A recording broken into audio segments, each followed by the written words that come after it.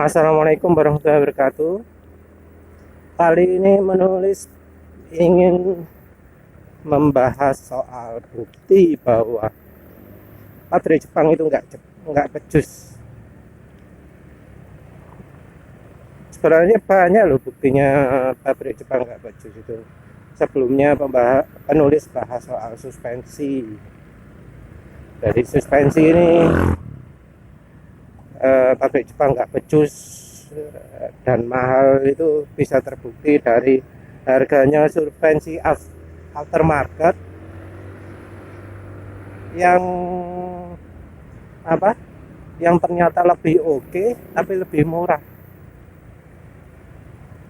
Contohnya adalah suspensi aftermarket YSS. YSS itu buatan Thailand, kualitasnya terkenal tinggi.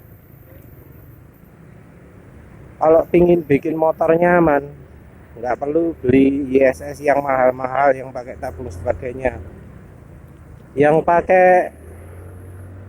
nggak pakai tabung pun nyaman, harganya pun setara dengan harganya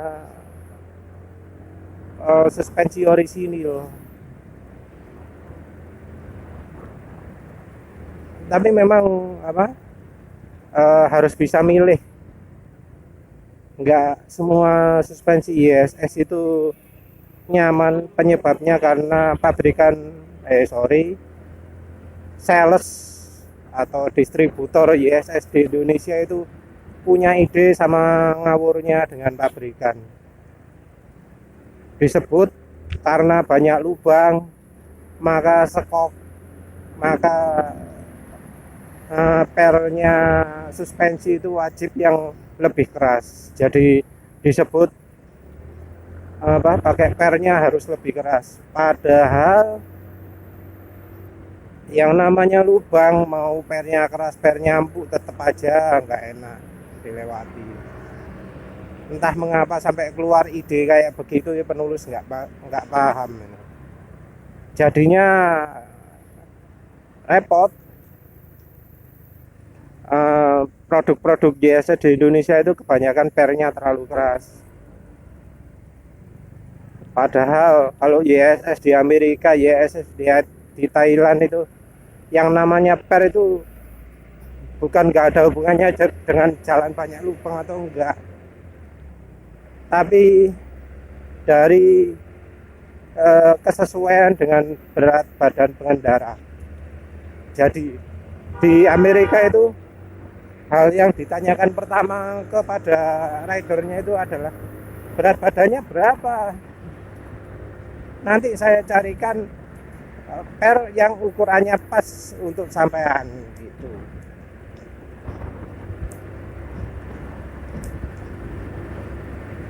Kalau di Indonesia, oh per ini bagus, ada tabungnya, paling hebat bisa disetel, padahal pernya itu nggak masuk akal kerasnya.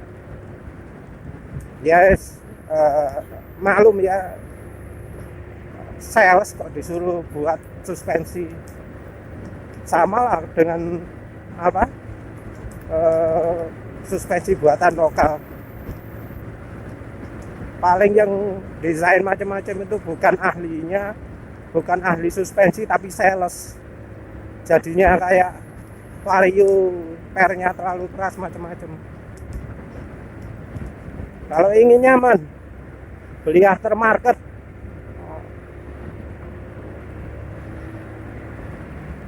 Lalu aftermarket banyak yang sales juga, desainernya.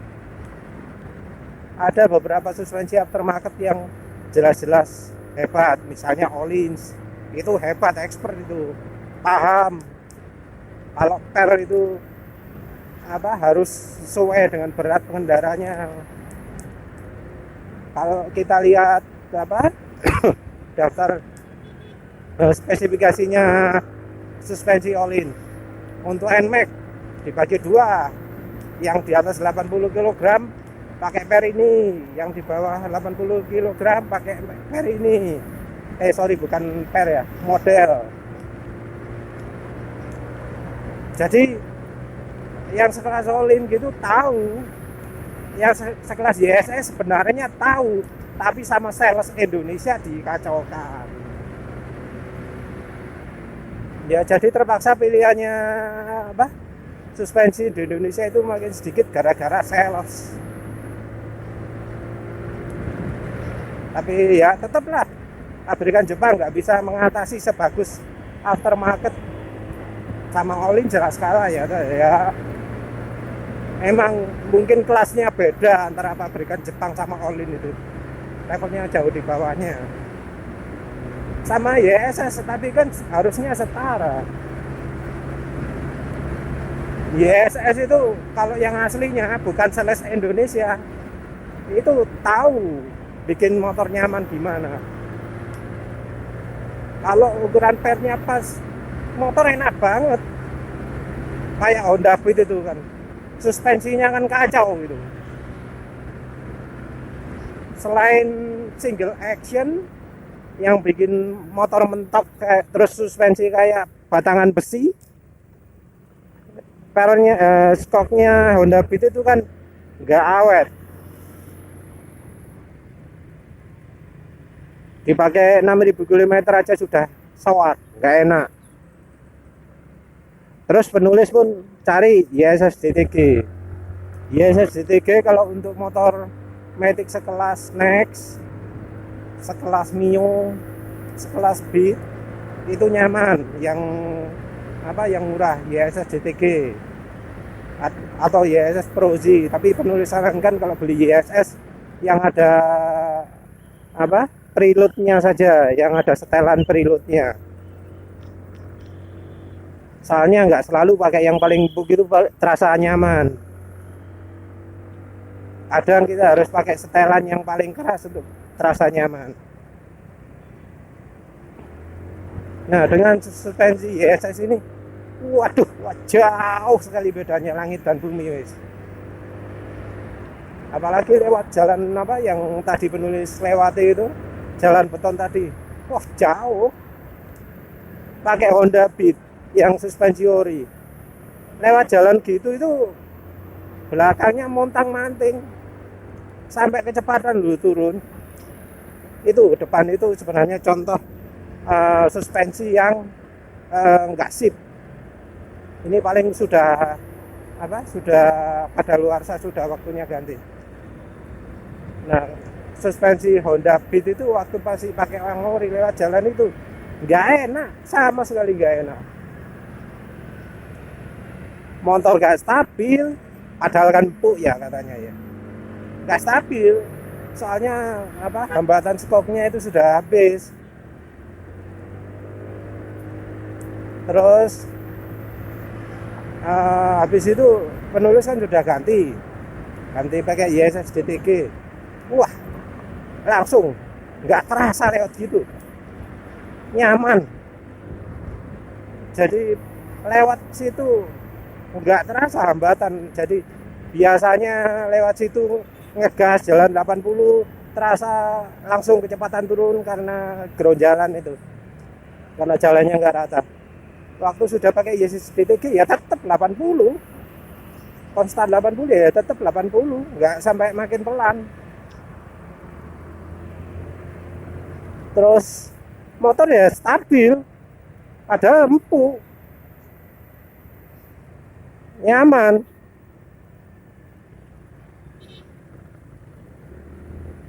Jadi orang itu kan sudah terlanjur terkondisi keras itu apa stabil, empuk itu nggak nyaman. Enggak, itu karena skoknya skok jelek, skok sampah. Makanya apa? Selain empuk nggak nyaman. Ya wes, suspensi begitu. Yang berikutnya problem soal itu dah CVT, grade-nya CVT. Kan tenaganya motor 150 cc itu besar banget. Tenaganya itu saking besarnya sampai koplingnya itu sulit. Nah, motor-motor 150 cc NMAX, PCX gitu sering masalah apa gredek gitu waktu mulai gas awal-awal mulai jalan gitu, jadi mesin getar. Penyebabnya katanya karena CVT-nya kotor, habis diservis enak nggak gredek, tapi setelah 1 bulan gredek lagi. Nah ini ternyata kalau pakai aftermarket langsung beres, tinggal cari mangkok CVT anti gredek, langsung ketemu solusinya. Harganya ya paling sama saja 11-12 gitu kan. Honda sebelumnya juga pernah mengklaim yang Honda ADV itu 100 mesin 150 cc generasi terakhirnya Honda diklaim bebas gredek, anti gredek, sudah diperbaiki sama teknisi Jepang, dicarikan ahli yang paling pinter. Tapi nyatanya apa? Ada kok yang punya pemilik ADV itu yang masih mengalami gredek. Nggak semua memang. Tapi masalahnya kan Honda ngeklaimnya sudah anti gredek. Artinya sudah 100%. Nggak mungkin ada yang mengalami gredek lagi. Tapi lah kok masih ada. Ya itu repotnya. Ngomongnya ahli, ngomongnya jago, tapi ternyata ngomong kosong. Karena ternyata kalah sama misalnya aftermarket buatan orang Taiwan, bahkan sama bengkel modifikasi lokal, kalah. Apa nggak malu itu?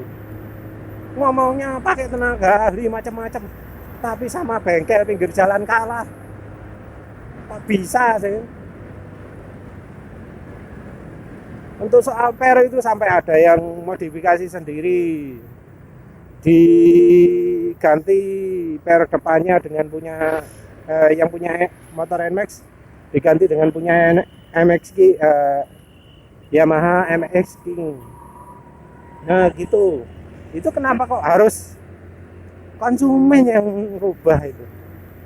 Apa pabrik kan nggak mampu cari yang benar, repot kan. Untuk soal modif-modif, ada yang bilang bahwa Aerox itu kalau gasnya dibuat konstan kecepatannya naik turun. Ternyata solusinya cuma ngebor apanya itu ya, bagian yang CVT yang bergerak mangkokannya atau apa itu dibor 1 mm. Wes itu dok, masalah selesai. Nah kok bisa gitu? Terus apalagi yang soal problemnya NG check di Aerox, error nomor berapa itu, error 12 mungkin ya. Itu ternyata sebagian besar masalahnya karena konektornya yang yang nggak sip, jadi bisa terbakar. Artinya koneksinya kurang sempurna atau bahannya kurang bagus. Nah gitu solusinya disolder sama bengkel. Sebenarnya kan bisa itu pakai konektor yang lebih berkualitas. Ada yang pakai konektornya mobil. Kenapa buat gitu aja, memperbaiki aja nggak bisa langsung? Harus nunggu konsumen. Terus apa lagi ya? Oh iya, lampu depan. Kenapa kok motor itu lampu depan pakai lampu dekat itu nyorotnya sudah ke atas, bawaan pabriknya loh sudah ke atas. Apa memang nggak bisa desain yang bener? Kalau lampu dekat itu nggak nyorot ke wajahnya orang. Banyak loh motor yang gitu, terutama Honda, Honda Sport, Honda Matic, banyak yang gitu. Masa sih nggak bisa becus menyesuaikan desain? Apa nggak mikir kalau rodanya diganti itu jadi bisa beda apa ketinggian motor? Jadi apa banyaklah bukti-bukti bahwa kemampuan itu keahlian pabrikan Jepang itu menurun, nggak sama kayak dulu-dulu. Jadi banyak yang harus dilakukan modif. Yang parah itu apa? Getaran mesin. Kalau getaran mesin itu mungkin bukan karena orangnya nggak jago ya, tapi pabriknya yang males.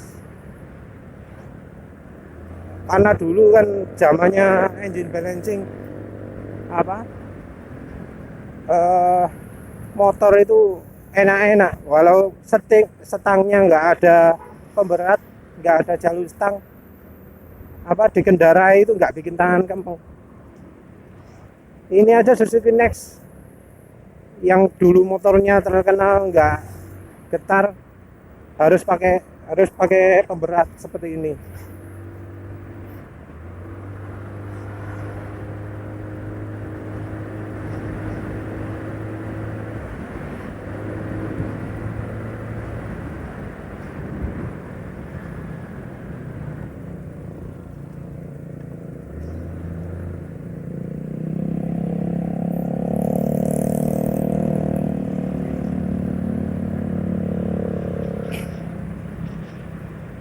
Atau kayak itu Yamaha NMAX, penulis tahu sendiri, dalam kondisi stasioner di player bodinya yang bunyi. Jadi mesinnya waktu itu motor baru ya, di player sedikit mesin itu suaranya halus, nggak ada tak gitu kayak NMAX yang biasanya di jalan, karena kan katanya itu pelatihnya bagian VWA-nya sudah aus terlotak karena kurang pelumasan. Nah yang baru kan masih nis, halus suaranya mesinnya. Cuma jadi bunyi, yang bunyi anehnya itu dashboardnya brrrr gitu, keras, lebih keras dari suara mesin. Kacau kan, padahal getaran mesin itu kalau mau sip tinggal dibawa ke bengkel aja, bengkel balap, minta di engine balancing beres, aus mesin.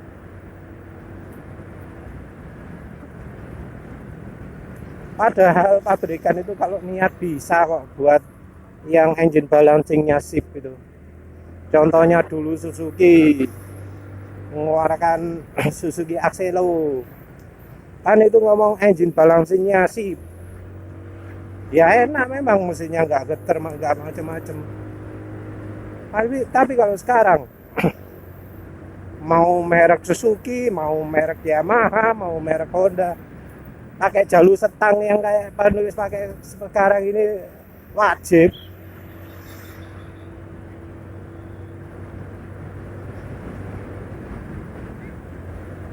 Nggak paham yang penulis ini. Kenapa kok pabrikan Jepang makin nggak becus gitu.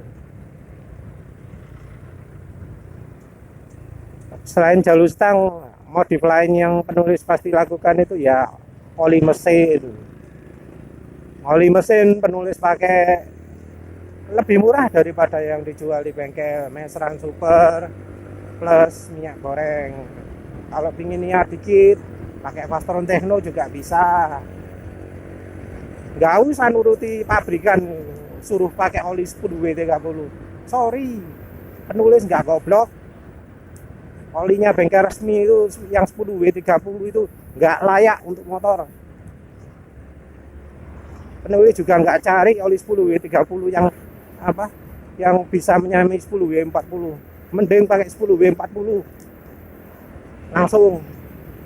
Oli juga penulis pakai yang 15W50 pun enak kok dipakai di motor. Berat dikit tapi halus suara mesinnya.